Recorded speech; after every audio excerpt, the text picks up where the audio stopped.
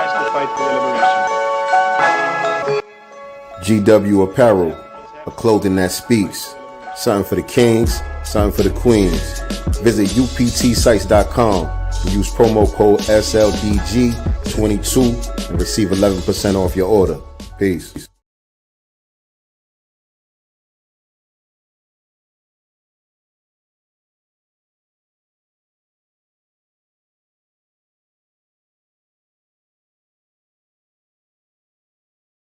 It's the Ticket Plug. We've been running an online ticket business for over a decade, and now we've created an easy way for you to do the same thing through our private ticket resale community.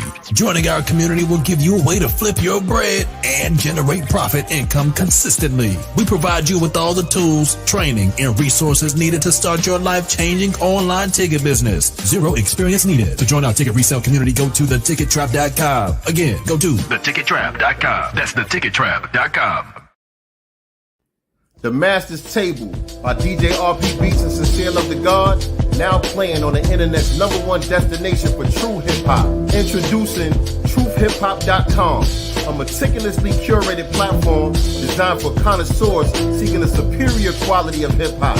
Immerse yourself in an unparalleled experience of 100% bar-heavy, authentically crafted, real hip-hop. Discover the essence of the genre, reminiscent of its golden era, now playing exclusively at truthhiphop.com.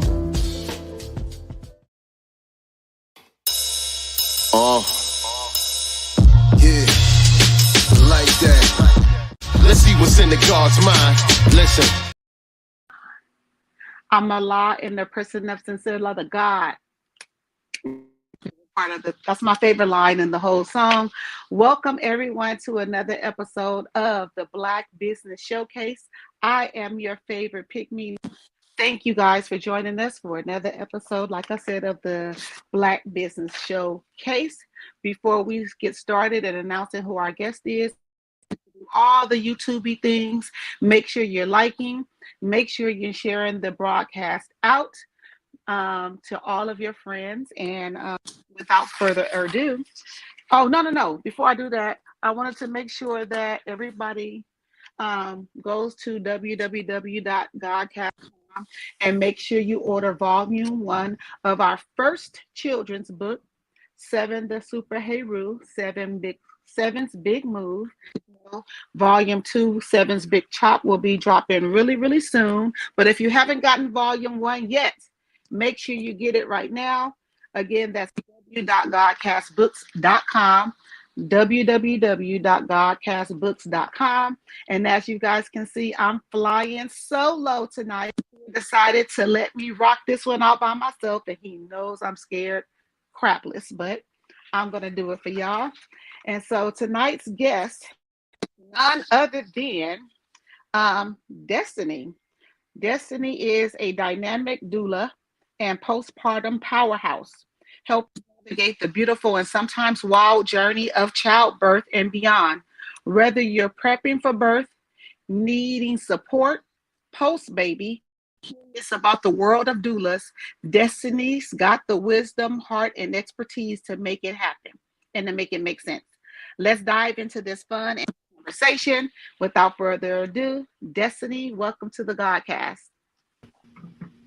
Hi, thank you for having me. Thank you again for coming on to the Godcast. We appreciate your time. I know you're busy out there, getting these moms prepared, to do one of the hardest things in the world, which is give birth. I've done it twice. Congratulations to you. Shout out to you. Shout out to you for doing it twice. Well, I'm kind of weird. So I had my first kid at 19, and I thought that when I was like, it was fun. Weird. Like, although it was painful and stuff, but the excitement of it all, I bore the pain. I did have an epidural, not gonna lie. But when I had my daughter, you had to wait till you were 5 centimeters to get, I don't think they make you wait anymore. If you can't bear it, they let you do it. But you had to be at least 5 centimeters in order to do it. My problem is I do not dilate. Drawn out. Yeah. Yeah, I'm in labor a long time with both of them. I think with her, 6 hours, and with him 22. So yeah, so I had to bear it, but the whole them checking me and all the stuff, like it was so exciting to me, and like it was 3 pushes and she was out, so My mom birthing for said me. she has 3. She said, "Oh, you just forget about it, and then you do it again." And you're like, "Oh, I did it again." Then you forget about it, and then she did it again. Because I said, I "How haven't did you forgotten. do more than once?" I haven't forgotten. Now my son, 22 hours, same thing, super excited, but the pushing part took hours, like coming out and going back in, coming out and going back in, It's that and little part then right there. right, he was just pickabooing the whole time, and then they the forceps. And I started crying then. I was like, please don't. I promise I'm going to get him a please. And He said, so I'll push, I swear I will." he's coming out. And when I saw those big old metal things, I was like, heck no, I got to do this. And so I got him out. That's how it happens. I literally have a client that did the exact same thing, but they were trying to sneak a C-section on her. And I just leaned in and whispered, I said, "Hey, they're trying to give you a C-section. Just lock in." And so we locked in. He pushed that baby out, and he was huge. He was like a 10-pound baby. 10 pound. And she was my size. She was my size. Yes. And for Yes. those that don't know, Destiny is tiny.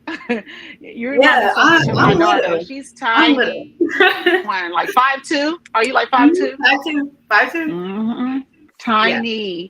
So I yeah. can imagine. I'm not 10 pounds. No, ma'am. So we're going to get into the Godcast. We like to take it back to the origin story here at Sincere Love Business Showcase. Take us back to the beginning. How did Blessed Womb start? Okay, so I've been an aunt since I was 8.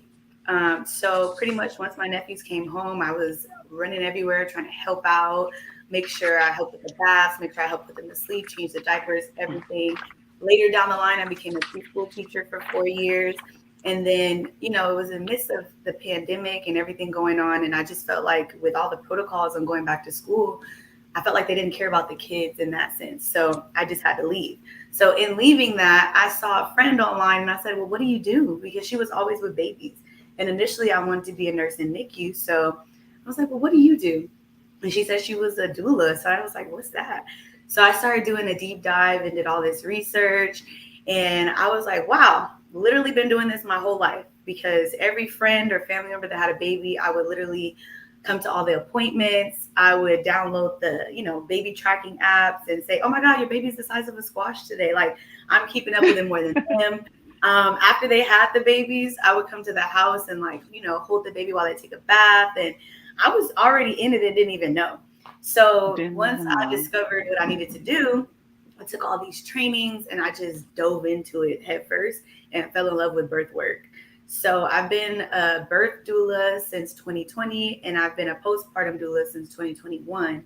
And so the first distinguishing factor I want to separate before we get into everything is midwives and doulas are 2 different things.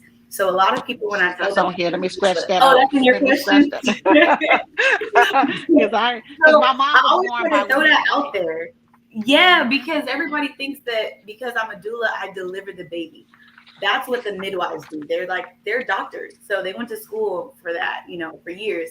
For me, as a doula, I am physical and emotional support during, before, and after labor. And so that looks a lot of different ways. And there are a lot of different types of doulas. And me as a doula, my main focus is the mother or the birthing person. I'm like, okay, so how can I pour into you so that you can pour into your baby? Because you can't pour from an empty cup. That's where, postpartum depression comes in and all these different postpartum disorders, whereas they feel like everything is on them. I'm sure you've probably been there. You're a mom. So you feel like, I am the main thing keeping this baby alive. I need to do all these things at the same time. You're not getting any rest. You're not getting any sleep. You don't think for yourself anymore. Your body looks different. So that's my main philosophy, just really focusing on the mom and how I can be either an extension of her or step in when she needs a break. even if, they're married or not married. Right. So can we also, or I wanted to ask you, can you explain the difference between a birth doula and a postpartum doula?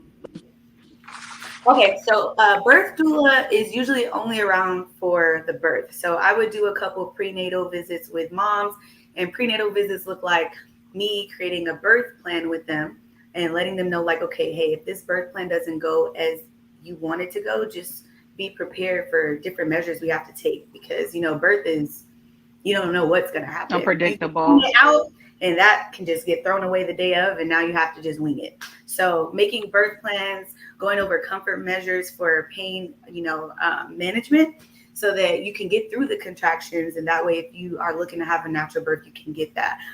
So far, I haven't had any clients that needed a C-section.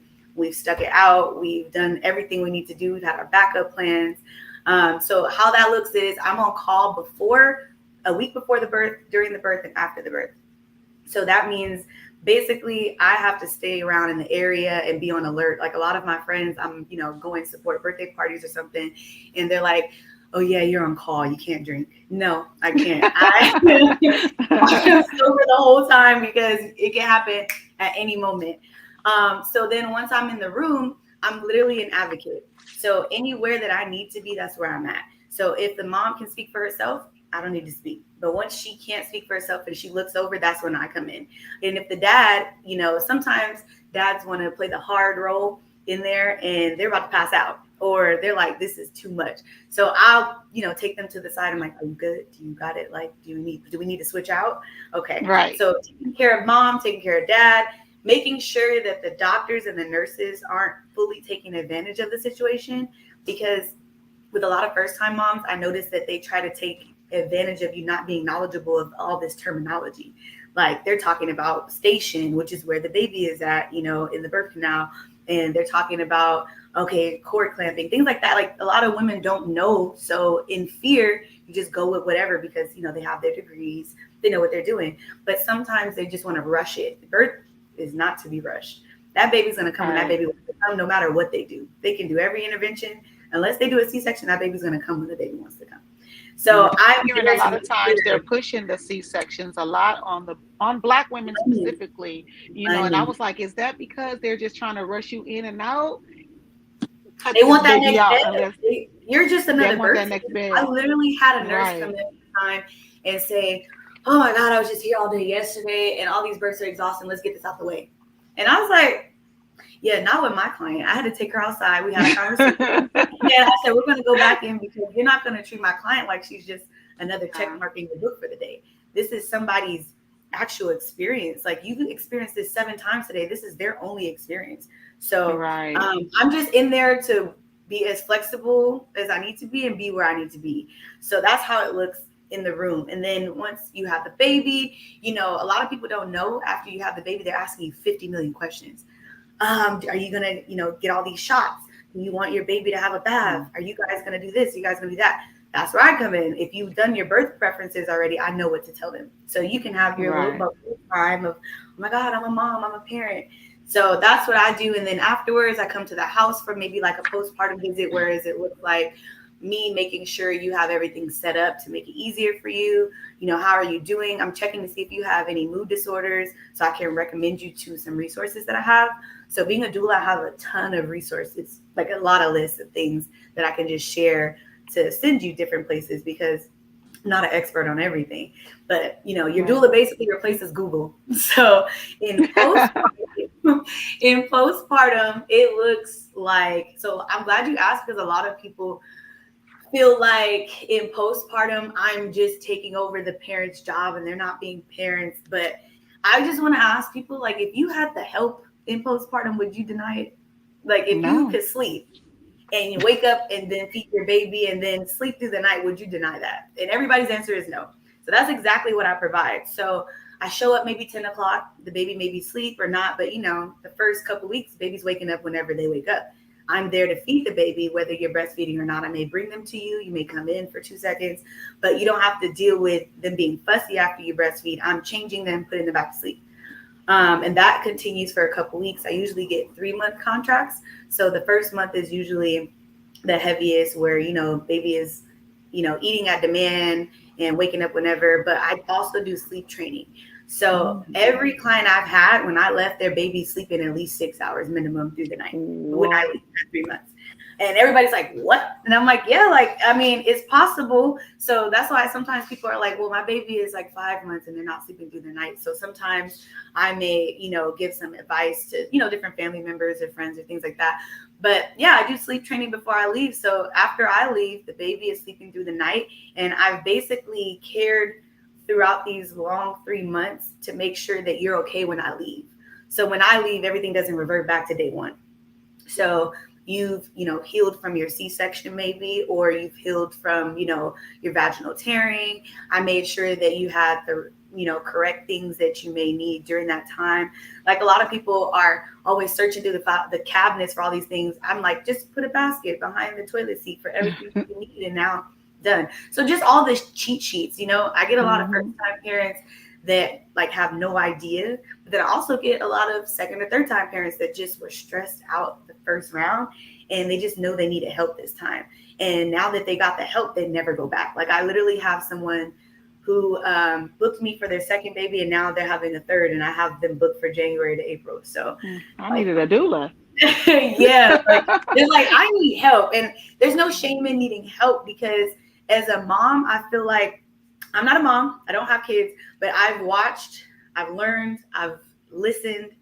And I feel like a lot of moms just feel like even though they have 50 million people in the room or people checking in on them, they feel like all that weight is on them regardless. And so me being there, it's like, being your little bestie during the time. Like you sometimes can't vent to your partner. You can't vent to your family because they have something to say, or you can't vent to the grandparents because they have their own way of thinking.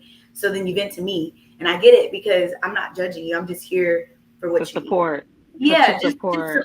So that's basically what birth and postpartum looks like for me. And usually postpartum is the longer contract, and birth is just kind of in and out. Got it. Now, what are some of the what are the most common concerns or fears you hear from mothers preparing for childbirth, and how do you address those concerns? So one of the biggest concerns, and I saw it on your live that you talked about, Black women and birth and things. I had a client, she was Black, but she wasn't from here.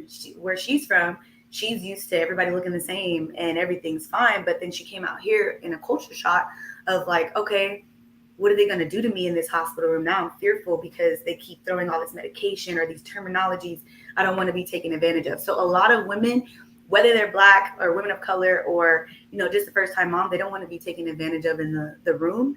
So in the birth room is where a lot of women's concerns are, which is sad because, Western medicine is supposed to help us. And I'm not against it. I'm like one of those doulas that's half holistic, half, Western. Right. I have a balance because I feel like a balance is needed. Like if you're at a birth studio giving birth and something goes wrong, head to that hospital. But I feel like a lot of women are groomed to be fearful of birth.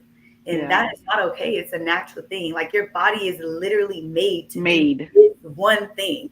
Like God made it to do that. Yep. And God made it to get it out, And, I feel like a lot of women don't embrace that. Like even when I'm talking to women, I'm like, your contractions, don't be fearful that they're coming. Welcome them in, because the closer they get and the more intense they get, the closer you are to meeting your baby. So once you flip your mindset, I won't say it's a breeze, because birth hurts. I was gonna say it hurts. It hurts. I will never say that. I will never take that away from any woman.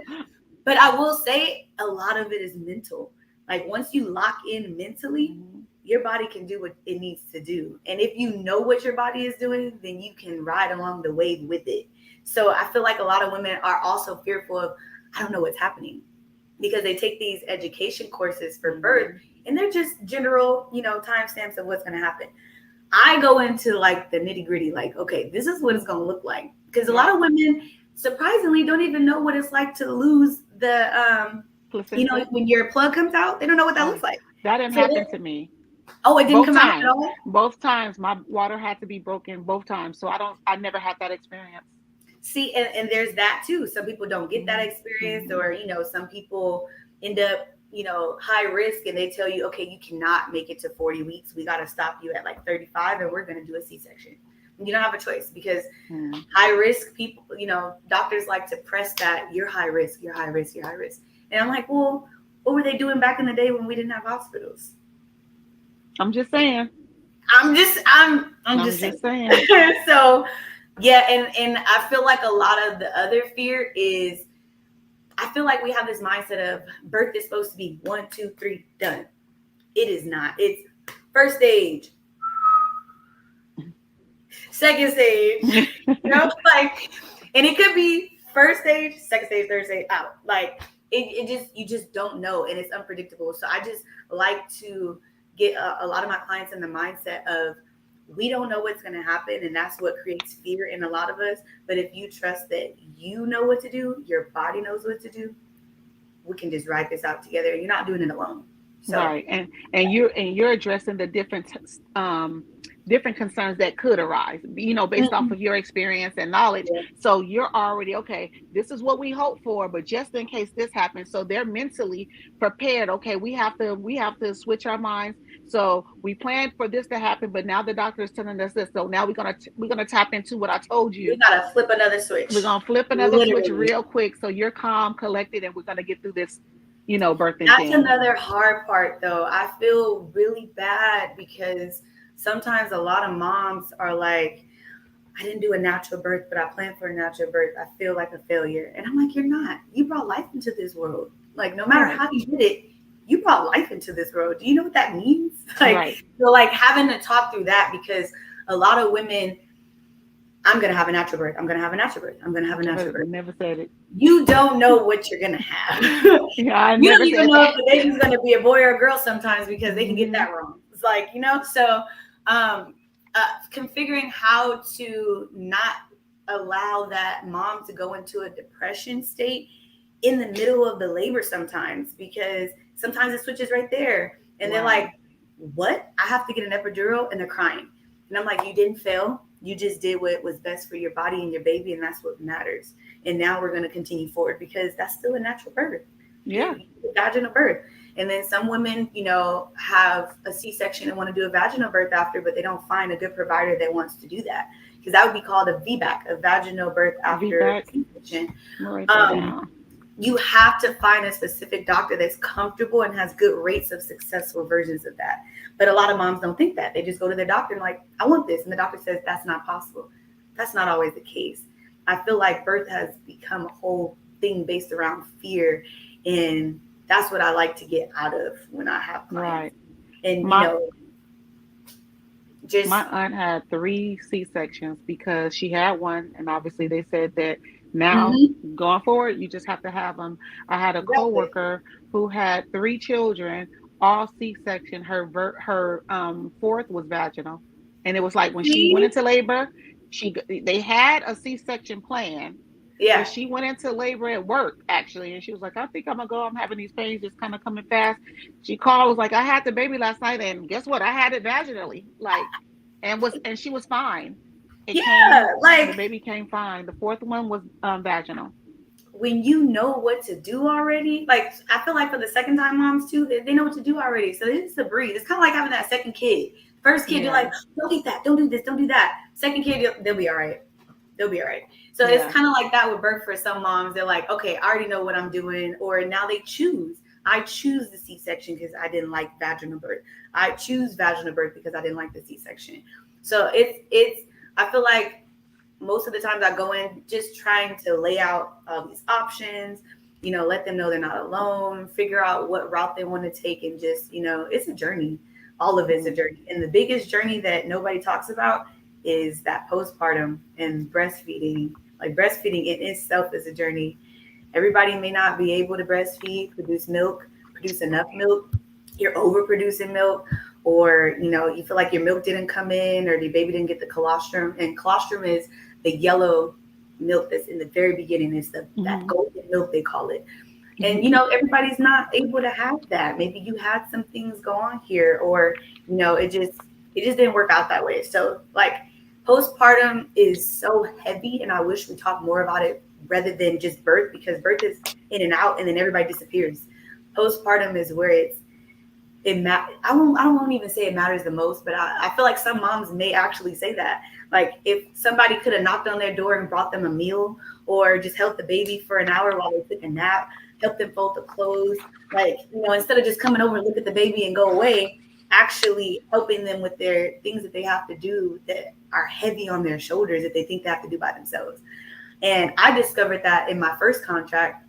I think I literally just picked the baby up from her in the middle of the night while she was breastfeeding and said, I'll change the diaper, it's fine. And she just broke down crying. She's like, thank you so much. And I'm like, it's the little things postpartum that I did not think were that big.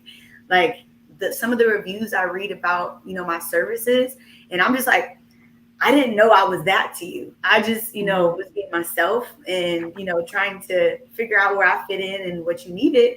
And it was heavy. It was a lot for them. So postpartum depression is, I guess, a lot of a woman feeling overwhelmed and things like that. Because I didn't know, what I'm saying, really what it was. I knew it was when they say postpartum depression, I understand what that is. But yeah.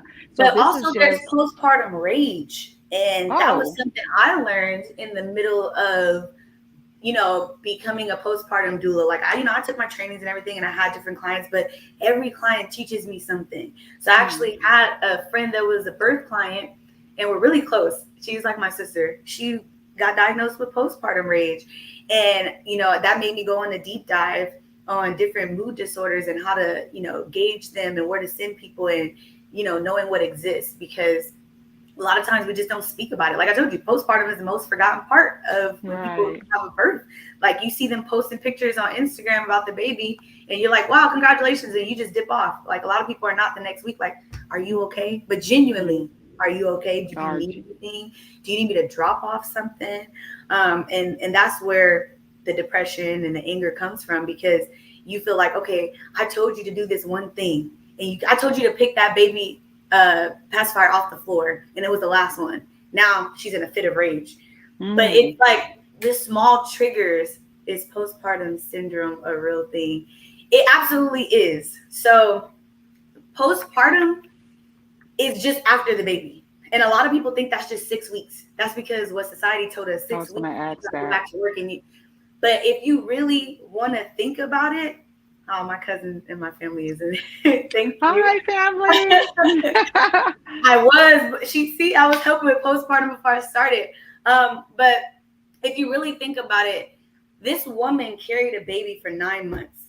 By herself. She carried that baby by herself. Your body, your organs had to rearrange. Your hormones had to change. Your facial, like everything is not what it was. So you're the person you were before. You're the person you were during the, pregnancy. Then you're the person after birth, during that small frame of postpartum. But then you have the rest of postpartum. Now you're in it. You're deep in it. You're a mom. So I feel like you've been like 4 different people with your body and hormones doing this. And people expect you to go back to normal after 6 weeks when you just gave birth to a placenta as well afterwards. And if a lot of people don't know, you give birth to the baby first.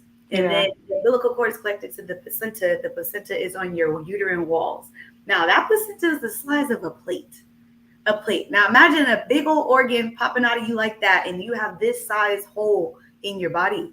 So when I see women moving around at 6 weeks, I'm like, you're still healing that slowly from the inside out. You can see it, but you are a mom. So, of course, you're a superhero. You're trying to clean. You're trying to cook now. You're trying to be, super mom of the year, but also maybe wife or girlfriend of the year. And everybody's expecting all these things from you. But then you have this one little life that depends solely on you sometimes. And I will never knock the dad's position in any of this, because I always try to make sure dads know they do have a position in this experience. And I'll get to that in a minute.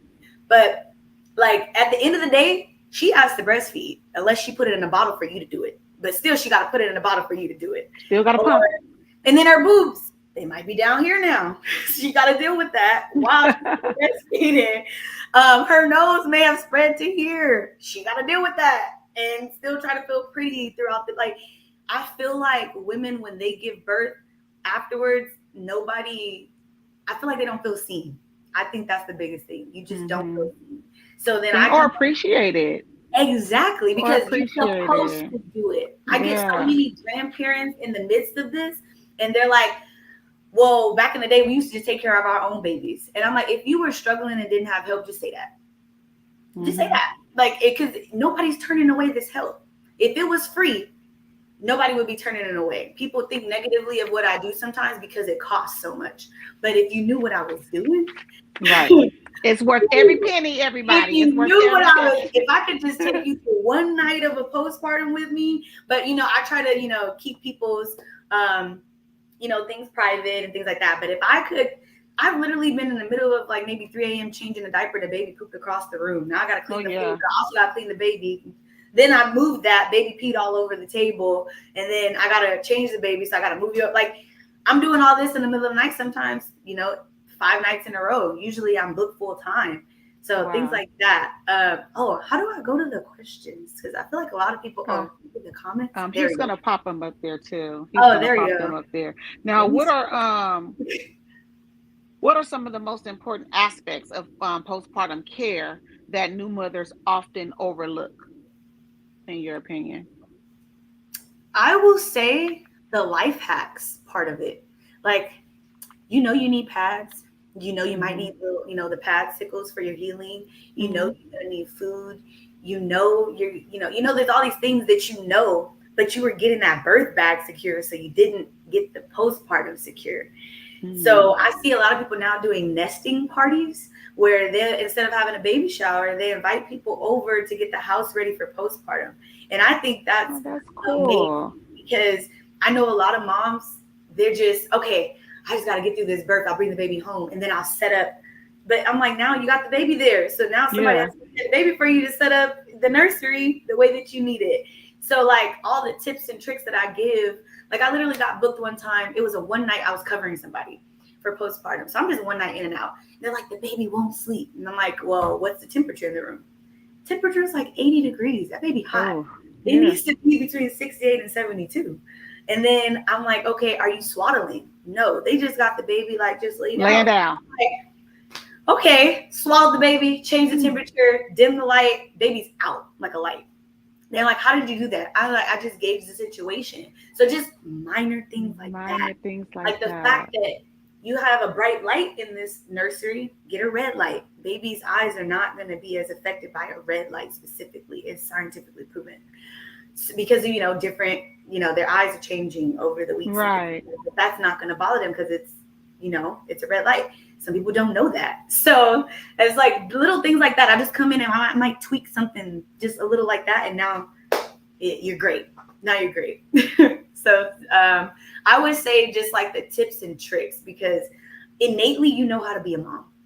Right. Like I said, our bodies are built for it. You already know how to be a mom. And you're worried about all these things, but if you had to prep for it, or if you knew the tricks and tips, then you would have been like, all right, I got this. And it just ease of mind. Like I said, those little tiny things I do, and they're just like, oh, thank God. And I'm like, right. Oh, that did it for you? Okay. Now, what are some of the challenges mothers face in the first few weeks after birth, and how do you help them overcome those challenges? That first 2 weeks, like 3 weeks. Because I know you're there to support, but you're not going to be there all the time. So you're kind of teaching. Sleeping. And okay, the big discussion on whether you're spoiling your baby or not, because everybody just picks them up.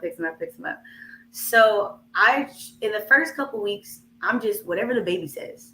And I think me being that placeholder for, the sleep deprived mom who probably didn't even sleep in the last month before you had the baby because he's so uncomfortable.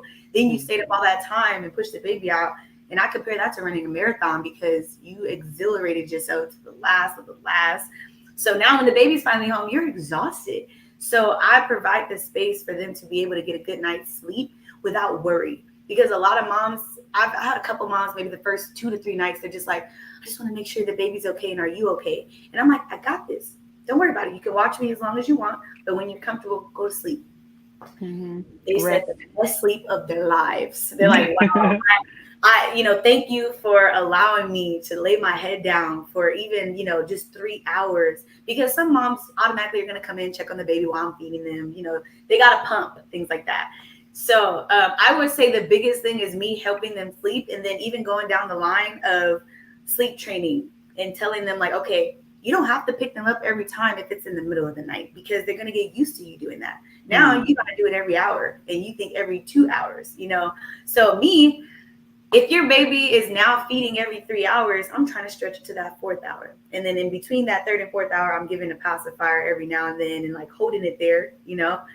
And then if they start just abruptly just out of when we're crying, of course I'm picking them up. But if they do those little fussy noises and you're just automatically, they're never going to sleep through the night. Never. Ever. They're training you. Unless you just have a good baby. Unless you just got a good baby that just be out like a light, you know? But if you keep, every time they make a little tiny noise, they know that. Babies are smart. Smart. And I learned that when I was teaching, before I even became a doula. I was teaching, I did 0 to 1.5, then 1.5 to 2.5, then 3 to 5. And it wasn't until I got to 3 to 5, I'm like, man, these kids are smarter than we think, and we don't give them enough credit. So just babies are also, as they're developing, they're noticing patterns. You know, their brains are developing. So of course they're gonna be like, all right, if I make this little bit of noise, I'm gonna get picked up. What I want. And I get what I want. But if you just stretch it a tiny bit of increments every night, now you're teaching them to self-soothe for the times where maybe you're washing the dishes and your hands are wet and they have, you know, nothing to do and they're crying. You put the pacifier in, but now they know how to self-soothe. So you're good. You can do these things, you know. I think that's just one of the biggest factors of the first couple weeks for me with a family. And also figuring out your baby. Every baby is different. Everybody thinks that, okay, babies are babies. No, that baby is not the same as this baby. This baby is not the same as that baby. So that's another part of the job, going in and having to learn you, the new baby, learn your baby, learn your dynamic. What is this supposed to look like? So the first couple of weeks are kind of rough on everybody. They're rough on everybody. So it's basically you know, training the parents how to kind of train the baby versus the baby training them. Because I will tell you, I was with that mom. Every little squeak, and I'm going to pat in the back, you know, picking them up and stuff like that. Both of my kids slept with me. Jasmine slept with me till she was 9. And my son, he slept with us till 12. Ooh. And you know what? I told my parents sometimes too, just knocking on the door, and they stopped letting me in. So, you know what? It was more like, obviously they would start in their room, you know, but you know, creep back, come in my room. And as he got older, I was just like, no, enough is enough. No, you know, I got fed up at 12 though. It took to 12. With Jasmine, you see me, I got it done at 3 months. Yeah. With my daughter, when I bought my place, she was 9. When I bought my place, the first night that we stayed here, she said, Mommy, I'm gonna sleep in my bed by myself tonight. I said, okay. And she did. The next morning, she was like, I did it. I was like, yeah, you know, praise her. My kids are 10 years apart, by the way. And so that's how it happened for her. But it was a little longer, you know, for him. Yeah, but it was that whole, every little noise that they made, both of them, you know, and they got used to being right here. They trained me. Yes, and I'm glad you said it that way, because that's literally what ends up happening. So that's what I try to gauge also with parents. Some parents are just like, I can't take it, they're crying. And then I have to talk to them. I'm like, okay, but think about it. Are they crying? Like they're changed, they're fed, they want to go to sleep, but they want to sleep on you. But they have to learn. That's why the swaddling is a huge thing. Some people don't like being swaddled, and those are the ones that I just have to try out. I got to pull all the tricks out. But if I could just swaddle, and then I let dad swaddle, because they do the best swaddling. Because moms were like, they're just like, you know, gentle, careful. And I'm like, when they were in your stomach, they wasn't like that. It was in there, you know, right, balled up. That's what they're looking for. And dads are already heavy-handed, so they just. And I'm like, I can get there and be like, Dad did this, didn't he? They're like, yeah. I'm like, I could tell. I could tell. Because babies, they like to break out. Right. Yeah, try to. So, how can family members or partners best support a new mother doing postpartum recovery? Say that again. Sorry. How can family members or partners best support new mothers during postpartum recovery? So I would say. So when you're not there. Oh, when I'm not there. Okay. Yeah. I'm like, am I there? Or okay. I would say if I'm not there, I would say just asking them like, how are you genuinely? Do you need anything? Providing meals. Like I can't stress that enough. The meal and making sure that they have access to everything the way that they should. You're not supposed to. It's so contradictory. They have you leave the hospital and say you're not supposed to lift a certain amount of weight, and your baby weighs the same amount of weight. So I'm not supposed to lift the baby. So things like that, like making sure that when they're getting up, that okay, hey, let me try to get the baby so you can help yourself get up. Pillows. I can't stress pillows enough. Pillows are going to be everybody's best friend because during breastfeeding, you're hunched, you get all these different crooks. So as a partner or as somebody walking by, you put a pillow here, here, and here. Now they're, Right. feeding the baby and they're relaxed. Or while And they're feeding the comfortable. baby, you're feeding them because they probably haven't ate all day. Things like that. Like just being like, they're already right here. Just, okay, I got you. You're Just right here. a backbone of support. And you just never know. Like, I'm telling you, like I said, they break down crying over the smallest thing, like a cup of water. I washed all of the bottles. I sanitized all the pacifiers before I left. Like basically reset what was done before the day before, Right. Like, so with that full day, everything is clean and ready for the mom to take it. She'll probably break down crying because she didn't have to do it. Because you got half the clean stuff here, half the ones over there, you about to run out. So you got to put these, and then moms are just running around all over the place. If you could just stop her for a second, maybe, cover her eyes, give her some aromatherapy, and you just reset everything. And then she can get up and just go about the day and not have to worry about washing something in the middle or finding a clean rag. Because I know people buy all these baby clothes for the babies. I personally don't even buy for the babies anymore. They're going to grow out all that into Everything. You're not going to put those clothes on the baby for the next 3 months anyway. So anything infant wise, you probably put it on just to take a picture for me. So I'm buying something for the mom because nobody pays attention to the mom at any of the baby showers. So I'm buying a robe because I know they're not going to wear clothes. You got to have your boobs out. You probably got that big old diaper thing on because you bleeding, Right. from the hospital. So I got a nice robe for you. So when you get hot, boom. When you cold, boom. You got to breastfeed, boom. I can buy some slippers because you're probably not going outside and your feet need to feel nice. Your feet going to hurt. You're going to be walking a lot. I also buy, the padsicles I was talking about. A lot of people don't know what padsicles are. But when you give birth, sometimes there's some tearing, but there's also just some inflammation in general, whether you tore or not down there. And padsicles are like aloe vera, witch hazel, and put all those products on a pad, freeze it, and then when they put it there, it's just super soothing. So even a partner making all of that and having them folded up and put them in the freezer. So when she opens it up, she just got to grab it. Like basically, literally just being a helping hand for being that other half so they don't got to be everything all the time. And that would really reduce a lot of the stress, the postpartum depression, postpartum stress, because a lot of the times when I leave, I've already showed the partner what to do, or or they're asking questions. Like sometimes I have men during the birth, they're like, okay, where do I fit in? And I'm like, I got you because you're a part of this. So you guys do these comfort measures together because what if I didn't get to show up? What if there's an accident on the freeway? So I've basically taught your partner or whoever you were going to have in that birth room that whole time while we were prepping, I taught them everything I know and what to do. So if I can't make it for some reason, or maybe you're at home and I'm on my way, they're getting you started with these comfort measures. They know what words to say to you. That's a big thing too. I feel like a lot of men be like, they'll sleep. It don't hurt that bad. It ain't that bad. Yeah, like or they'll sleep while she up in pain. I'm like, that's the worst thing you can do in the room is go to sleep. How dare you go to sleep right now? She I literally had a client one time, and me and my friend that's a doula, we were switching off. So I got the day shift, she got the night, and she's in labor, by the way. I came, the dad just waking up, and we're up, and she looked over at him and said, "Oh, you're up," and I'm like, be nice.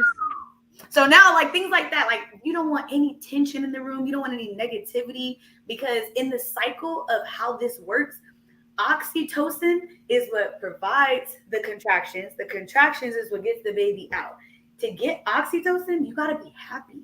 Oxytocin is that drug it's a natural drug that comes out of us when we hug people, when you watch puppy dogs, or when you're in love, or when you're laughing. That's why first thing I'm asking somebody in a prenatal visit, what makes you happy? What makes you laugh? And then if they got a partner that makes them laugh all the time, it makes my work so much easier, because now we all cracking jokes in the room while you having contractions, because we have that with each other, and now it's helping you instead of somebody falling asleep while you've been up all night and you're doing the work. Like, I understand, we have jobs, we have all these different things, and I'm not going to take that away from anybody. I've worked 75 hours a week. So I know about being tired, but at the end of the day, she is literally pushing life into this world. So if you can't stay up for a couple hours for that, then I got to step in and I got to fix it and like make sure that you guys aren't mad at each other, because this is a good time right now. And then sometimes I pull Dad to the side, like, just sleep when she sleeps. Right. When she I'm trying to help you. Yeah, I'm like, I'm trying to help. And like, I have other jobs. So sometimes I'll talk to the dad about my other jobs because they're super interested. And then, the mom is like, oh, thank God he's distracted so I could take a break. Like I've seen different levels of relationships throughout birth and postpartum. I'm literally a part of the family at that point. So I'm putting out fires left and right. I'm being an ear on this side, an ear on this side. But, so it's not just for moms.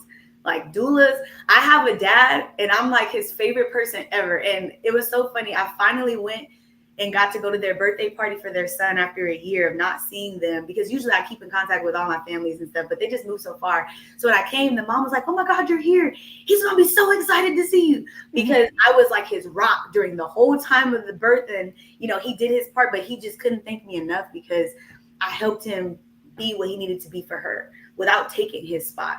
It's not for me to take the spot, because the dads are extremely important, or, he's going to be there. And I can't always be there. So I need to teach you. Like, it's so funny that I was a teacher for 4 years, because being a doula is literally an educator. Literally. That's all. I'm not taking anybody's spot. I'm not trying to be the doctor. And that's a lot of things that, hospitals usually don't like doulas, because we educate our clients on what they're talking about and what they're gonna do. They come to all these, they know all these terms. Like, they're like, hey doctor, what's the station of the baby? And then the doctor, they're like, how you know that? Right. And then like, my doula told me. I'm just sitting there like this. You're not getting over it. I'm here. You're not gonna talk. I love that. I totally love that. I wish I had a doula. I know I had back labor with my daughter, lower back, so I needed the back massages and stuff like that. And I wouldn't let anyone touch me but her dad, unfortunately. That's another thing. He fell asleep. He did fall asleep, and I got up because I fell asleep too. But I got up before him, and I went off because how dare you? I'm the one that's in labor. I'm crying. Like, how dare you go to sleep? Like, it was a big thing. And my mom was like, well, I can rub your back. It's okay. Just let him rest. You've been in labor for hours. And I was like, no, he got me pregnant. He's going to do it. But it's not the same. Like, literally, I'll tell their men, I'm like, hey, I know I'm here and I'm doing it, and you think that it's probably better if I do it because I'm the professional, but I'm like, it's literally better if you're touching her, because she's not getting turned on me touching her. She getting turned on by you touching her. How you got that baby in there is how you gonna get them out. Right. So I'm like, I even had some couples want to be a little sexual in the room, and I'm like, I'll just be over here. But like, oxytocin is released in so many different ways. I'm like, this man feeling on you and doing all these things is gonna help you more than me doing that as a professional. So I'm glad you brought that to everybody's attention. It is not the same. Sometimes I gotta be like, is that you? And they're like, no. I'm like, all right, I'm gonna go get him. That's how I was. I was like, he did it. I want him to do it. He can't go to sleep. He's gonna rub my back. And I think that honestly, when I think about it, it was just like, I didn't want him to miss anything. I wanted him to experience everything that I experienced and see his child, be delivered as well. So I don't think it was like you're angry, well, you are a little bit, because you're like, how dare you go to sleep and I'm the one over here huffing and puffing, but I don't want you to miss anything either. Like, this is our experience. Our experience. That's why I literally, in the prenatal visits, I stress the importance of having the man there. Like, I'll do interviews and it's just the woman, and I'm like, okay, well, where's he at? Can we do another interview with him? Because I need him to like me too. Like Right. it's all about to be really close. Right. Like some of the Way moms, down there. We're all going to be looking some of the down moms are like, you saw it and I didn't even see it. They don't want to see it, but I'm like, I was in there. So there. Right. a lot of the dads, I'll be like, okay, this is what you can do.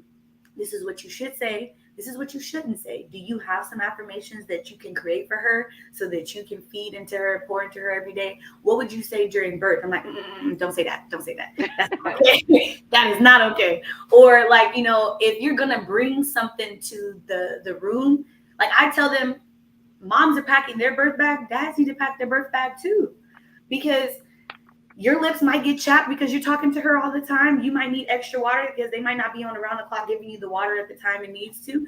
Maybe when she's asleep, you do want to play your video game. Maybe she's entertained by watching that. Or just whatever makes you comfortable at that birth place, wherever you're going, birth studio or a hospital, you need to be comfortable too, because if dad's uncomfortable, it's going to affect mom. Mom's uncomfortable. Now she's stressed out. And I'm telling you, stress creates fear, and the fear tightens you up. And now we're not progressing in labor; we're stalled. And we don't want to stall. Yeah, we definitely don't want to stall. I was obviously I've been on your Instagram, and on your Instagram there is a video of you working with this big old piece of meat. That's what it looked like to me. It looks like a roast, but I learned it was placenta. Let's talk about placenta encapsulation and what that is. Can you explain what placenta encapsulation is and why some mothers choose to do it? Okay, so placenta encapsulation is the process of me taking your placenta and making it into pill form so that you can take it daily. So how the process goes is, it's funny that you said it's like a big piece of meat. When I got trained to do it, she literally said, cook it like it's a piece of meat. Like thorough. That's I'm like, what it look like. So I'm steaming it, and I'm using different herbs and different things to steam it so that it can be purified in the process. Like, so there's like a pepper, there's ginger, there's lime. So now I'm steaming it in those different kind of infusions. And then after it's steamed enough, I cut it up and I put it in a dehydrator. And a dehydrator is literally just drying it out the entire time. It takes maybe like 13 hours, depending on how big the placenta is. And then after that, some people like to, be in tune and crush it. I blend it up. It's quicker. I blend it up, and that blender is specifically used just for placentas. It's bleached, it's disinfected every time. I don't play about cross-contamination. I used to work in right. I get it. So I blend it up, and then I have an encapsulator machine where I'm just lining everything up and push it down, and now it's in the pill form. So a lot of people have asked the question of what does it do? And the way I phrase it, if you pay attention, I never say it exactly does this. A lot of doulas will say what I'm about to say, so I'll say it the way that I'm gonna say it. It can promote higher iron levels. It can help with postpartum depression. It can help with just, regulating your hormones in general. And the reason I say it can is because there is no exact scientific proven, research. It's just all local research that's been happening. And the biggest thing that I do like to point out is whether you believe what it does or not, a placebo effect is real. So if you think it's going to do that, our minds are really strong. Then it does what it does.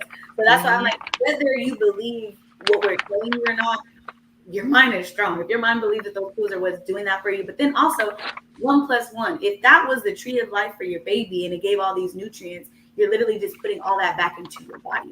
Right. So, full circle. And I have a lot of friends that are, they're scientists, and they're just like, makes sense. You don't got to explain any further. It makes sense. I'm like, okay.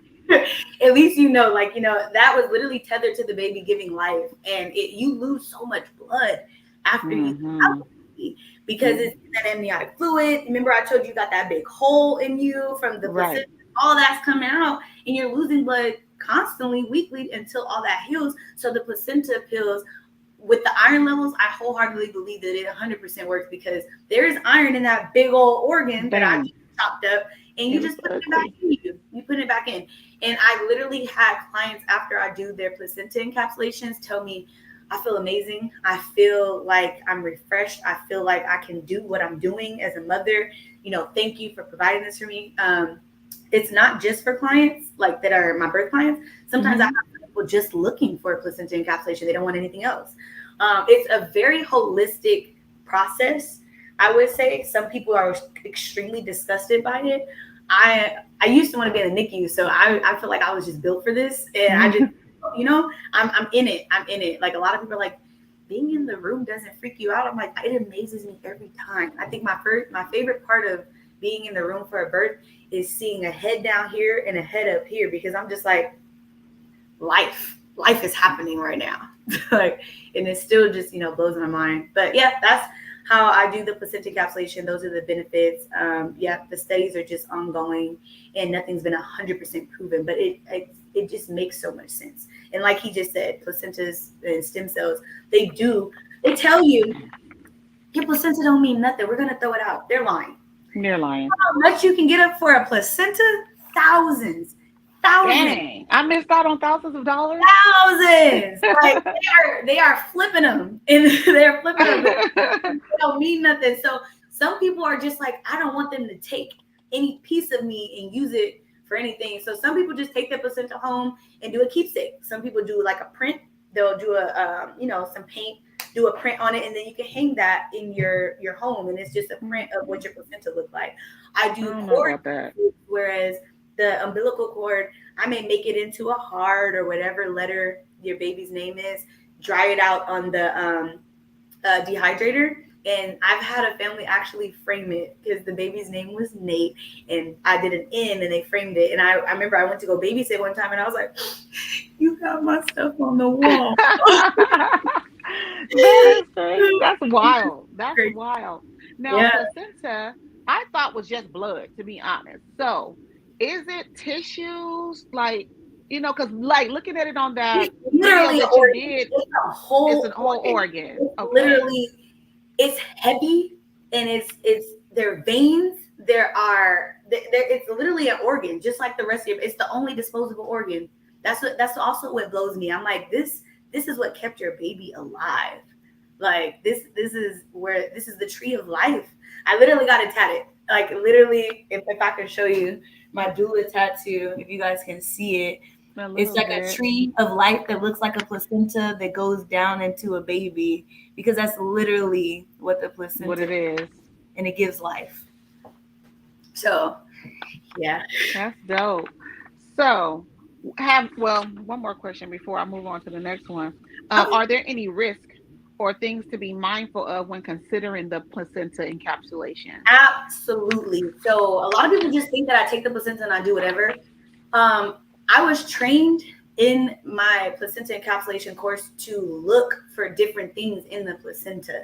Now that can be where in the beginning or in the end. So in the beginning, I'm looking for patches of that placenta that may not have made it out of the mother during birth. And if it stayed in there, that can cause infection. So they do the same thing when you give birth.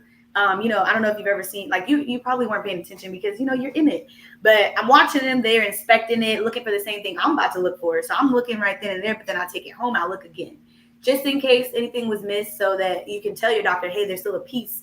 We need to get that out. And then at the end, if there's too many calcifications in that usually happens when you are going past like 40 weeks. And like the longer you're pregnant before you give birth, sometimes it's not as viable. Like I literally just got booked for a placenta like last month, and they told her, hey, you had too many calcifications in it. You can't get it encapsulated. We got to keep it. And we need to do some studies. And I was like, oh, I'm glad they found that, because that's something I would have been looking for too.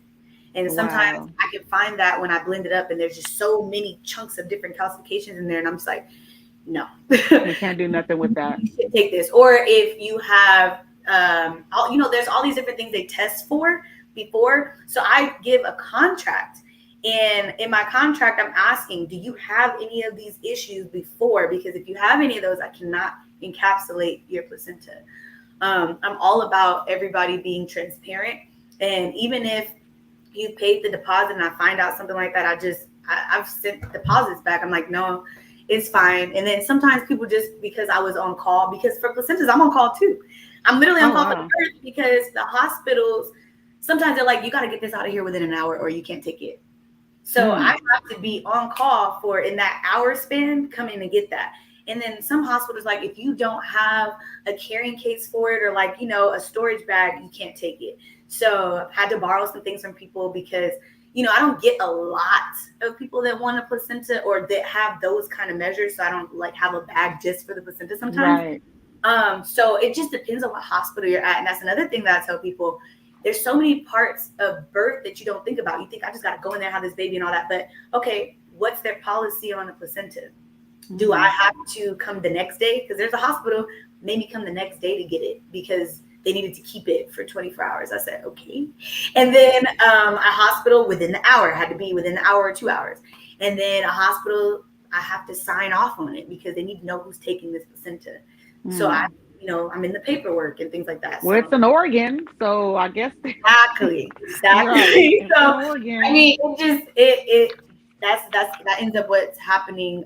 They just need different protocols on it. It's a very heavy thing. Like, so that's why I give a contract before. You have to pay a deposit to lock me in for my time, but you also have to do a questionnaire just so that I know whether I can do it or not, so we don't waste any time.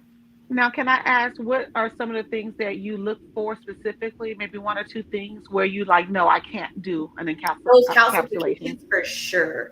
Like if you went too far, I won't say too far. If you went longer than they have mapped out for your labor, like the longer the baby's in there, you know, all these calcifications may be, coming up. Just like this, I think the lady she was in her 40s and she went past 40 weeks. So now they think she's high risk and she went past a certain amount of weeks. So it's not viable anymore for me to even touch it. And that's what I would have been looking for after I blended it up. It was like, it'll be really, really chunky and not as powdery as it normally would have been. So they're calcifying. All that blood is calcifying. I was 2 weeks overdue with both my kids. So yours, I probably wouldn't have been able to do with them because if you go past 40 weeks, there's more calcifications in that. Okay. Another thing is strep, which they test you for, and sometimes, you know, infections and things like that. So if they told you you have certain things that are on my checklist, and then I'm going to tell you, okay, well, we can't move forward. I can make you a keepsake. And, you know, a lot of people just, you know, they want a keepsake. They're sentimental. So I do cord keepsakes. And then sometimes any training I've ever took, just to give a heads up, any training I ever took, I'm in groups with all these people. So anybody that's ever taken that training, they're in that group. So with the placenta encapsulation, sometimes I'm like, hey, does anybody do placenta prints? I have somebody that can't get their encapsulation done. Can you make a print for them? Where, you know, they wash it off and they just do a print and then we frame it or something. Because I haven't got there. I don't know if I even want to do that. I like just doing, the simple cord, shapes and things like that. So there is still something you can do. And I did see someone mention earlier, like burying it in a tree and building a tree off of it. So you got another tree of life. There are different things you can do with your placenta. What is the heaviest placenta you've ever dealt with? I didn't weigh it, but I had one that was huge. And it was like this big. And I think it's so funny. You can tell when you're around another doula because, I was a little nervous when I did my first couple placentas. So I was on the phone with the girl who actually inspired me to become a doula. So she's my mentor, but we're like the same age. And so I was showing it to her and we're like, oh my God, this placenta is so beautiful. Because it's intact. Not beautiful. Yeah, because it's intact. It's very telling. I'm like, it's a doula thing, but I'm like, oh, this placenta is pretty. You can see all the veins and, you can see everything so clearly. Like we've done and gone over different parts of placentas and stuff. And so, you can see the part where it was in the uterus and then you can see the top part where it was, on the outside and how pretty it's still intact. Nothing's ripped. The color is pretty, like it's a reddish, reddish, purplish, bluish, like if you can mix all that together because it's, it's blood and it's deep in there. And then looking at the cord, you can see the arteries and the vein in the cord because it's cut. So like, just looking at stuff like that and like seeing how it spirals, like, just geeking out on stuff like that. So like, sometimes I might show another doula like, oh my God, look at how pretty this placenta is. And for other people, they're like, placenta is pretty. I'm like, if you know what usually looks like, and then you get a pretty one, it's like, oh, okay, I like this. Right.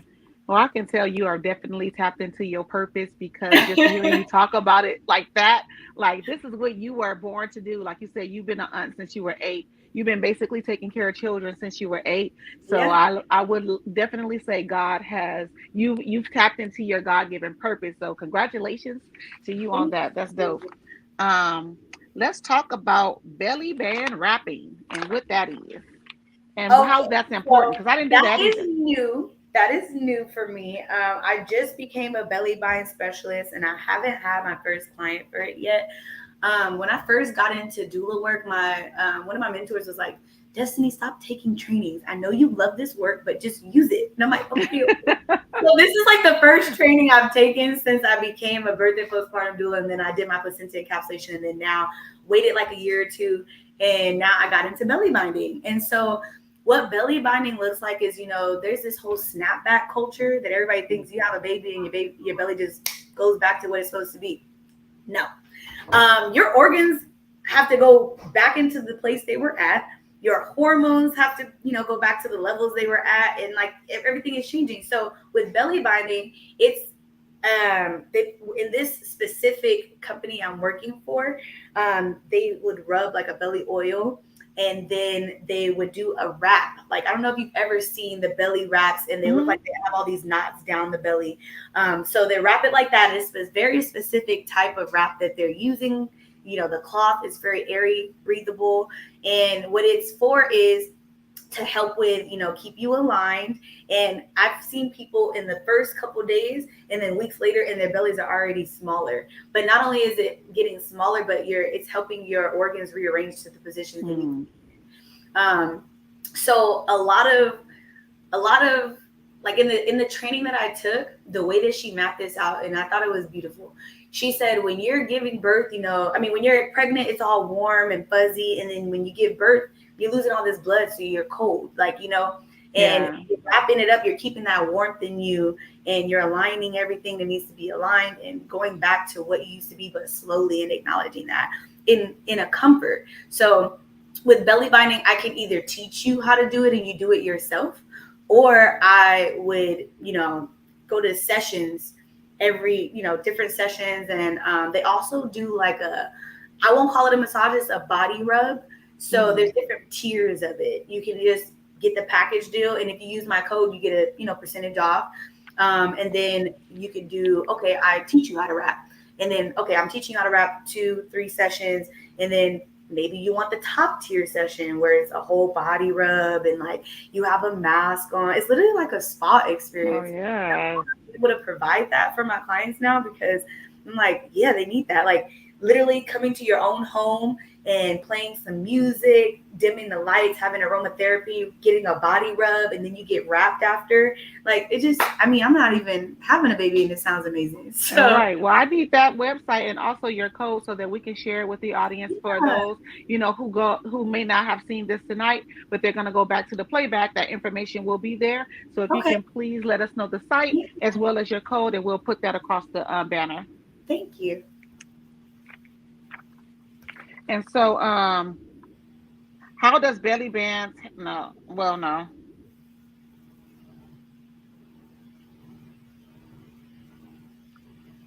You already answered that. Oh no, you didn't answer this. Are belly bands beneficial for postpartum recovery as well? So it's for postpartum. It's So for postpartum. how, Okay, so they go hand in hand. how it works is it has to be within the first week that you have the baby for it to do exactly what, like for you to have the best benefits of it. So within like 48 hours of you, or 72 hours of you having the baby, you'll be able to, get wrapped, and you can take it off after maybe 24, 48 hours, and then you'll rewrap it. And as you're doing it, it's getting smaller and smaller. So you're, everything is going back to where it needs to be. You're aligned, and you're getting these sessions with somebody. Just, somebody has to watch the baby while you're doing that. So it's a little break, you get to have a session with someone, get to get a nice belly rub. I don't know if anybody's actually been on my Instagram, but I did a belly rub for someone on my Instagram. I saw that. And it was like one of the most viral posts I had. And I was like, something as simple as that. I think people just like to see me doing things. And it was so funny because you can see her talking, and she was just like, this feels amazing. And I did feel like this.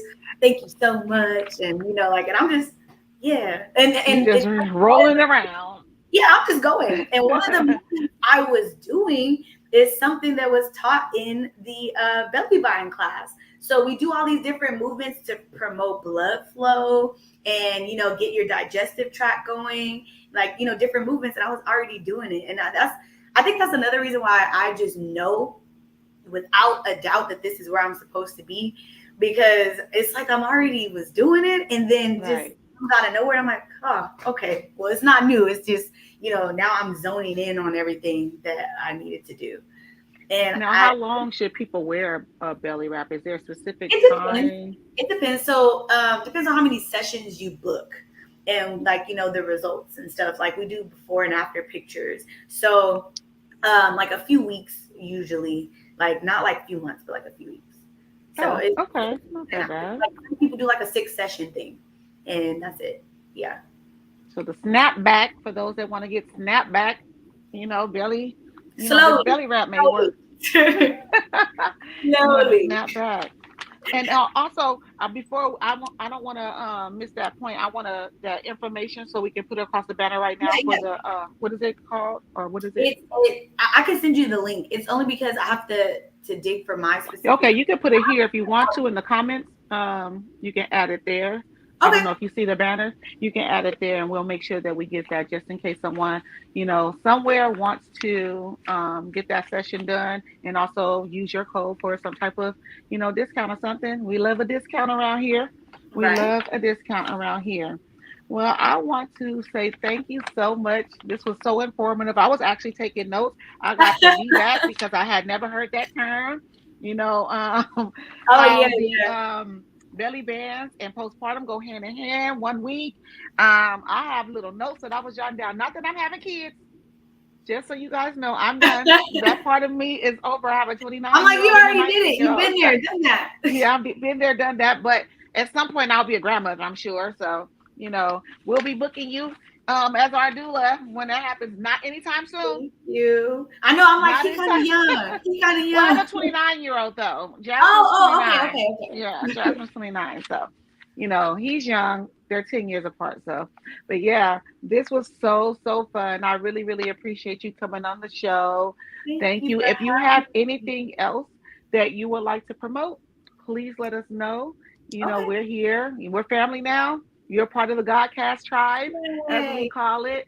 Thank you so much. And if we can, we're going to, right now, we're on the website at blessedwombs.com, by the way, and we're going to kind of go through your website if you want to kind of guide us through that. Yeah. So I wanted to promote, you know, I don't know if I said this in the beginning, but in my trainings, a lot of people were not Black. Like, I was one of the only Black people in the training. And I think I was blessed to be a part of a community, the whole doula community, where they understand the strife that we go through as people of color. So in the training I took, they highlighted, we have some Black doulas on the call. Thank you so much for even pursuing this career, because we need you in the field for these people of color that are being treated wrong in these spaces, people like you. So I just found it a blessing. That's why the picture is a Black baby and a Black mom, so that everybody can know, like, okay, I may be for all people, but I started this because I know that our people are getting, you know, treated unfairly and differently in the rooms. And a lot of, you know, people that are not Black or people of color, they're seeing it too. It's at the point where nobody's hiding anymore. They're seeing it too. So they're rooting for us too. So that's why the picture is like that. I also have some testimonials here. I have, when you go to the journey is basically that whole spiel I gave you guys in the beginning on why I became a doula. And then my photo shoot that my cousin did for me. It's really long. So if you guys get the time to read it, you'll understand why I do what I do and why, you know, it tugged on my heart the way that it did. And I call it a journey because I feel like I could never learn enough. I feel like I want to get into hypnotherapy for, you know, birthing, because I know that the mind is a strong part of birth. So, other things that I want to venture into. And these are all of my testimonials. So what I did do was I included the testimonials from the people in my life that I told you about, like all my friends. I used to go to the doctors with them. I was in the room for some of their births. I was helping them at postpartum. So some of my closest friends and family are actually in my reviews, and they're genuine. I didn't bribe them or nothing. Like they almost had me crying when they wrote some of the things that they wrote. And I was just like, I did that for you. And so then you start getting into when I got really comfortable with the business and some of the people that were my first professional births, the professional postpartum, and the things that they were writing. So you get to read some of that. And then I try to choose some relatable pictures. Like that family literally still to this day, I babysit for them. That's my 3 under 3. The mom had 3 kids under 3. So she was pregnant for 3 years straight. Oh, Lord. Yeah. Bless her heart. I tell her all the time, bless you. But that's why I'm always around. Hi, Patrick, my cousin. I also took care of my baby cousin for a long time, from when he was 6 months to maybe a year or 2 years old. I was taking care of him for 12 hours a day. So that I should have threw that in there. I'm glad though that you have these testimonials, and I like how in the beginning you have the hands of the Black children. And just for those that do not know, the Black maternal mortality rate for Black babies, specifically Black women, is 69.9%, so you guys. high. So it's very important that we have destinies, some Black destinies in this space of doula, so that we can, decrease these numbers. So if you haven't, looked into that, the Black mortality rate, 69.9%. So It's thank you for your service. Because that was the moment when I knew that this work was for me. I had a client, and she ended up having a stillbirth, and everybody knows me and how I feel about kids and babies, and everybody thought I was going to break, but I didn't. My main focus was, is she okay? Okay. What do I need to be for her? And that's the moment that I knew. I said, okay, this is where I'm supposed to be, because, I thought that I would break too, because I'm a baby just lost his life. But I'm this mom just lost something she was carrying in her for so long. And, how is she feeling about this? And I don't know. I just kicked into a mode, just like I've been on this whole podcast. I was nervous here, and then you start talking to me. Just like a flow, Yeah, forget about the audience. Whole mode. So I'm it's just I feel like it's really been a blessing to actually walk in what I'm supposed to be doing, and a lot of people don't get that or get that opportunity. So I am extremely blessed and happy to be doing what I'm doing. I'm happy you're doing it too. Thank you again for choosing this path. Or I should say, thank the path for choosing you. I couldn't escape it. You knew. Yeah, I could not escape it. I was doing it already before I was getting paid. Doing it already. So it chose you. God chose you for this work. So keep that up. And, again, if anybody out here is looking for a doula, you are in the Los Angeles, Long Beach, whatever area. She also travels. I do you can travel. Go to blesswombs.com. You can hit her up on her Instagram page. It's bless.wombs on IG. So bless.wombs on Instagram, and the link to her website is also there. But you can, again, go to www.blesswombs.com. And is there anything else that you would like to promote before we wind it down? I do have a Facebook as well. It's the same name, Bless Wombs. So for those of you that are not on Instagram, or, you don't want to take the email or anything, I do have it. And I try to keep everything that's on Instagram and the website and Facebook at least consistent, so everybody can see everything, because I know everybody doesn't use every platform, but I just do have the Facebook as well. Nice. Right. Thank you again. Before you close it out, I just wanted to say, Destiny, thank you for coming through. This was a very educational, informative, legendary episode of the Black Business Showcase on Sincere Podcast. You came through and blessed the spot. Appreciate that. Thank you. And I want everybody in the chat to give a digital round of applause to my co-host, Nicey Girl, for holding it down on the social mic. She did her thing. This was excellent. And so I was wondering, before she closes out, if you have a few more minutes just to answer some of the questions in the chat that we didn't get to. Yeah. I actually really wanted to. I don't mind. I have all the time. Let's do that. All right, cool. So I'm going to get back off screen, and I'll put the questions on the screen, and you could just answer those briefly. we'll get to them as quickly as possible. So, all right, guys, this is y'all last chance if y'all want to put some questions in the chat.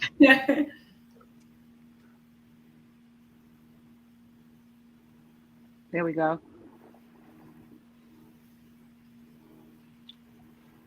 Someone said, forgive my ignorance, but is there a way to avoid postpartum depression, rage, or can it be helped? I feel like the best way to avoid that is the help. Like that family of 3 under 3 that I had, somebody in her family gifted my services to her. And I feel like that's one of the best gifts that you can give somebody is a helping hand, whether you can provide it or whether you can pay for them to provide that. So I feel like that's the best way to avoid that, and also paying attention. Like I said, I feel like in that space, the moms don't feel seen. And if you just find out different ways, like whatever you like, even if you just watch them for a night and see where they're struggling at, and the next night just fill in those gaps, I feel like that would be the best thing that you can do. And I'm not saying you're going to 100% avoid it, because they may have their moments. You know, baby blues exist. But baby blues is normal and it's healthy. It's when it gets to postpartum depression that it becomes a problem. Baby blues is unavoidable sometimes. So, like, you just don't want it to progress. So I would say just kind of trying to be that space, be in that space and fill the gap wherever you can.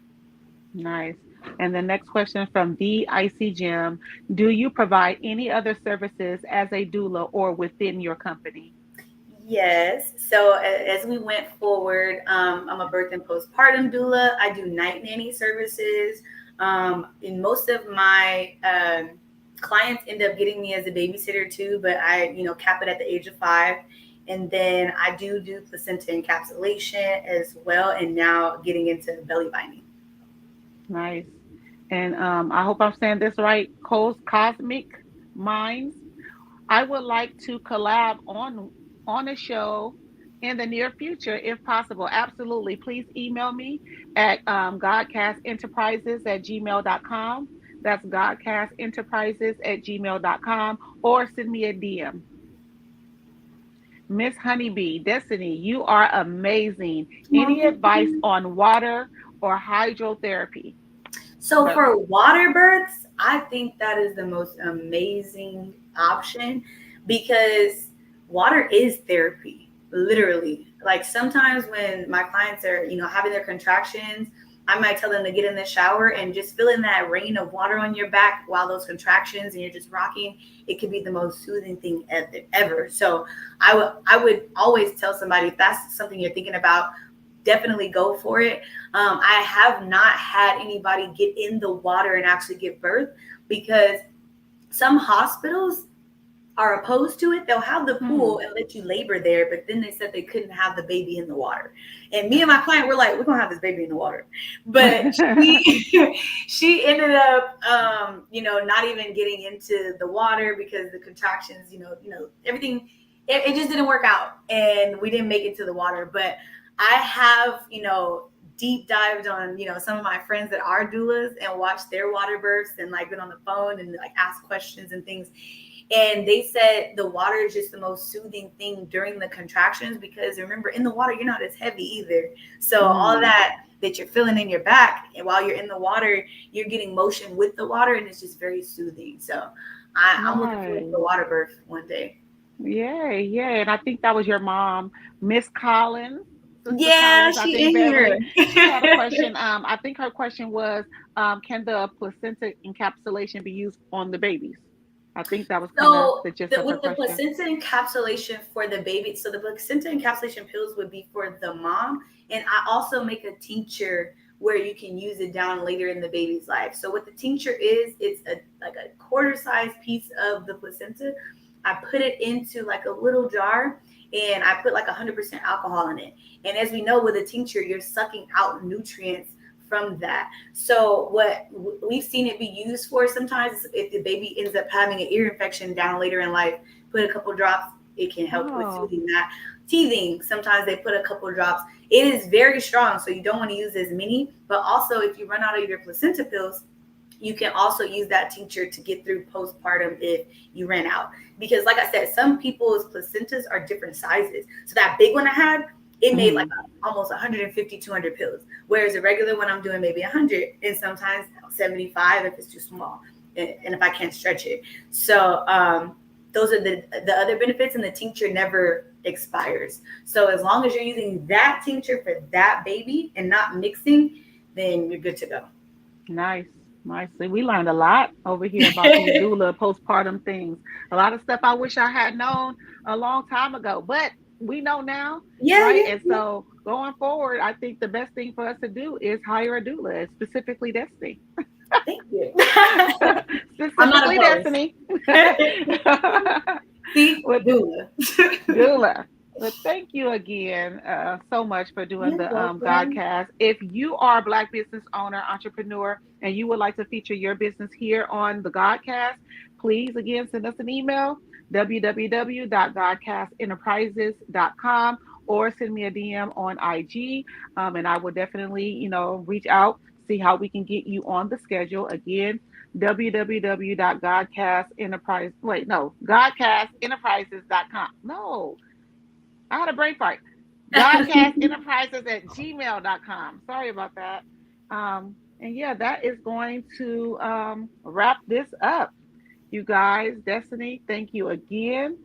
And thank you for having me. I really welcome. Appreciate it. Thank you for thinking of me and my business. Nicely still a little nervous, but she forgot. I've never co-hosted or hosted the show. We've been doing this 3 years this month. I don't know the exact anniversary, but we've been doing the Black Business Showcase for 3 years as of October. This is our 3rd year, and I've always had my crutch Sincere with me, but this is my first show that I've done on my own and hosted on my own. So I'm kind of proud of myself, and it made it easy. I was nervous too. I was nervous. You made it easy. I was like, okay, we got this. Thank you. We can't let Destiny go without asking her what this. I know. That was next. So I don't know if you cheated, because some people cheat before they come on. And I always ask these last 2 questions. Okay. What does freedom and power mean to you? Separately or together? However you want to answer it. Freedom to me means the opportunity to be able to do what speaks to you and keeps you at peace. And, and then power, I would say, ooh, that can go a lot of ways. I did not cheat, by the way. I did not, as you can tell. Because now I'm thinking, I'm wiring, because I feel like power could just mean a lot of things, and it looks a lot of different ways. But I feel like power is, this is hard. I should have cheated. You should have cheated. Yeah. Most people cheat. I should have cheated. Okay, so power to me, I'll just go with strength. Power to me is strength. And then, that looks a lot of ways too, but that synonymously, I would say power is strength, and that can look a lot of ways for a lot of different people. If I could just paint a picture just to flow it with where we're at, I feel like freedom in birth would be the freedom to be able to have your birth experience look the way that you want it, no matter how the changes sway, where nobody's persuading you to do something, but, leading your own path. And then power would be the fact of, welcoming all these different changes within your body and moving forward with the strength to acknowledge that it was built for what it was built for, and it's powerful in itself. I think that's nice. The answer I could give. And now we're going to put you on the Summer Jam screen, as we like to say. What parting words would you like to leave the Black community? I would like to thank everybody for tuning in, and I would just like to say that if you have any questions or, you're unsure of something, I think tuning in was the first step, but also asking questions. Like, a lot of people, I feel like, just brush off all these different topics and things just because it's what somebody's supposed to do, or it's, it's life. But I feel like doing the research and, looking at different people's pages and supporting different businesses like yours, getting the word out there, that way that everybody can just have a different perspective. Because I saw a lot of men in the comments that are just, their minds are blown for some of the stuff I'm saying, and a lot of women in the comments like, yep, That's what it was. But I feel like if we get appreciation on both sides, it makes it to where it's an appreciation and understanding. And now we see where you're coming from, because I hear and see a lot of men speak on birth, and I'm like, who told you that? Right. And then I had a lot of women on the other side that like, you can never understand. Like, I don't know if anybody's ever seen those people do those period stimulators, and the men can't handle it and the women are just like notch. But just an example of that to say, like, you just never know what anybody's going through or what happened and how it went for them. So sitting down and listening and getting that understanding in any kind of way that it is, I just feel like we should all be open to that. Nice. All right, y'all. Well, that is going to do it. Thank you again to everyone who tuned in for the Black Business Showcase. As you know, Sincere and I do this each and every Wednesday, 6 p.m. Pacific Standard Time, 9 p.m. Eastern Standard Time. And again, if you are a Black business or entrepreneur and you would like to have your business featured on the Godcast, make sure you email me at godcastenterprises@gmail.com, or please send me a DM on IG. Make sure you're following Sincere Love the God on all platforms at Sincere Love the God. You can follow me at Nicely Girl #1 on IG, and just Nicely Girl on X, formerly known as Twitter. And yeah, that does it. Remember, family, we are not the master teachers, but we are the master students and signal boosters for the voices of the new Black media. Peace and Black love. Yeah, like that. Let's see what's in the God's mind. Listen.